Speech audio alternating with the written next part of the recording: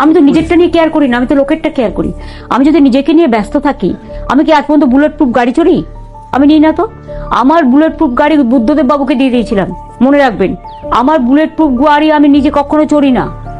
আমি জাস্ট একটা পার্টির গাড়ি চড়ি, এটা গভর্নমেন্টেরও গাড়ি নয়।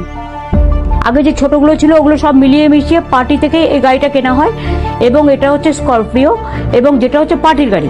এবং আমি গভর্নমেন্ট থেকে 1 পয়সা নিও না, ইভেন স্যালারিও নিই না।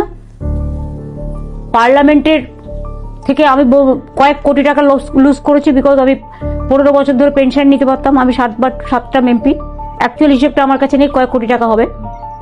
আর যেদিন থেকে আমি চিফ মিনিস্টার হয়েছি আমি 1 পয়সাও নিই না, এমনকি ডেলি অ্যালাউন্সও নিই না। এমনকি সার্কিট হাউসে গিয়ে যদি আমি থাকি, আমার কাছে বিল আছে সব, আমি সার্কিট হাউসের চাঁদার টাকাটা দিয়ে দিই, চায়ের দামটাও দিয়ে দিই। আমি যখন যেতাম, মনমোহন সিংজি ইভেন দরজা পর্যন্ত আমাকে এগিয়ে দিতেন। যখন রাজীবজি প্রাইম মিনিস্টার ছিলেন, আমাকে গেট পর্যন্ত এগিয়ে দিতেন। সোনিয়াজি আমি যদি দেখা করতে যাই, আমার গেট পর্যন্ত এগিয়ে দিতেন। এমনকি দেবগৌড়াজি আমার জন্য বসে থাকতেন। কিন্তু এদের কালচারটা একটু অন্য। এখন যারা এসছেন তারা গ্যাট হয়ে বসে থাকে, হয়তো এটাই ওদের কালচার। কারণ আমরা তো খুব নিম্ন প্রকৃতির লোক, মানে ধরো আমরা খুব কমনার, লেস ইম্পর্টেন্ট। এবং আমরা কমনার মিন্স কি, আমরা সৌজন্য করি, কেউ আসলেই উঠে দাঁড়াই। সেন্ট্রাল হলে আমরা আগে সবাই মিশতাম, একদম। এখন তো সব বন্ধ হয়ে গেছে।